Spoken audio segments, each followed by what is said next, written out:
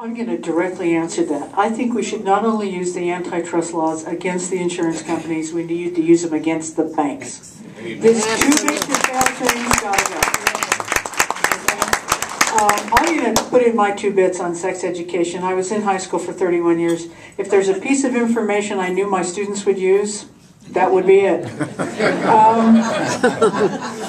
The other thing I think we need to really look at is exactly what happened on the Hill with the sex education bill.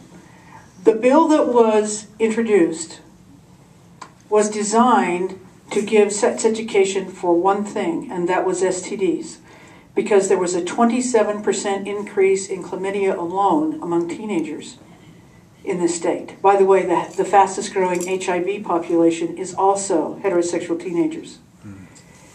We need that information, and the bill was there because chlamydia is one of those diseases that it's easy to miss the signs, and then by the time people are ready to have children, they're sterile. Okay? That was introduced to the committee. That was the bill. I was there on Capitol Hill that day. I watched this happen. There were people in the audience. The people running the committee asked, okay, how many of you are here to speak for the bill? 12 hands went up. How many of you are here to speak against it? 9 hands went up. One of those hands was Garo Azika. The minute they saw that hand go up, no one would second the bill, and it died right there. Now, from my perspective, you can say, oh, how does this woman have that much power? She has that much power from a phone tree. We need a phone tree, guys. Okay, the second thing is, very honestly, I could not believe what I was watching. There were the legislatures, rather than have an inconvenient debate, would let that number of teenagers become sterile. It's beyond comprehension to me as a citizen. Okay? We need to start holding these people responsible for what they do. And when, by the way, Garo Azika was asked why she was there for that particular bill, she said, I don't believe we should do anything to stop the natural consequences of an immoral act. This fall, the House is going to consider what's called the DREAM Act of 2010. The DREAM Act is billed as a comprehensive immigration act. This is what the bill says.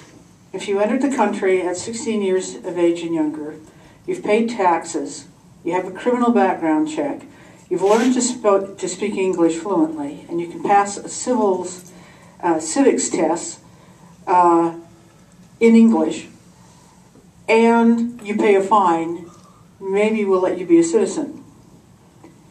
That is not a comprehensive immigration act. It's not even close to a comprehensive immigration act. And even though I would vote for that act, obviously we need to take a good close look at immigration. We need to look at securing our borders, and not with militia that run around and shoot people for securing our borders, but a real securing of our borders. And then what we need to do is we need to look at a comprehensive immigration act that is both compassionate and humane. As a teacher, I have to say this.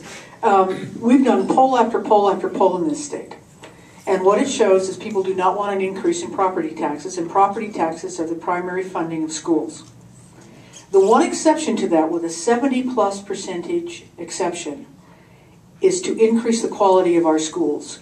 And still, our state legislators are trying to dismantle our public schools. One of the things that I think we need to do as a party is to take that issue to the people, to insist that the schools be funded properly, to insist that we are willing to pay more on our property taxes to have a generation that is better educated. I'm going to kind of regress a little bit. One of the things I would have changed, definitely, is I would have never handed that kind of money over to banks without severe limitations to prevent them from doing exactly what they're I also just read an article that basically talked about the fact that approximately 25,000 jobs in Utah are a result of, I believe that's the right figure, of the stimulus money that came into our state. That's a great program, but I think we also need to look at the fact that outside of public employees, you know, on the state, federal, and local level, small businesses are the ones that employ most people. I think stimulus packets need to be aimed at that. And I think the banks that have been given this money, they were supposed to be making loans to help small businesses and to grow small businesses, and they have not done that. What they've done is they've sat on the money to cover their own assets, let's say. Okay? So, I think what we really need to do is to look at that and to say, okay, this money should have been spent to grow the economy. It has not been spent to grow the economy. And again, we need to make these people accountable. Profit and non-profit hospitals and how they bill. And if you take away any of those pillars, you're not going to be able to fund single payer. Okay, so ultimately, I would look at a Medicare for everyone if it had all of those other features with it to be able to cap things.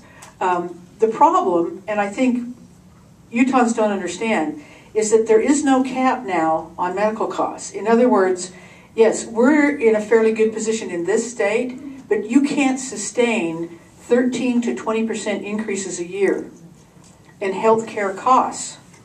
And our current healthcare bill does not stop that. And so eventually, we're going to be behind the 8 ball just like everybody else. There's no kind of efficiency that can make up for those kinds of increases. So that I would have voted differently on healthcare. I also would have voted differently on the Stupak Amendment. I would have voted differently on the Red Rock Environmental Bill. I would have voted differently, certainly on the withdrawal of troops from Iraq. I would have voted differently. I'm still concerned over the fact that we're actually capturing, well, I should say, wait, the Pakistani government is capturing more Al-Qaeda operatives than our war in Afghanistan is at this point, which should be a serious indictment that what we need to be doing is following a better foreign policy rather than fighting a war. So I would have voted differently in those ways. Okay?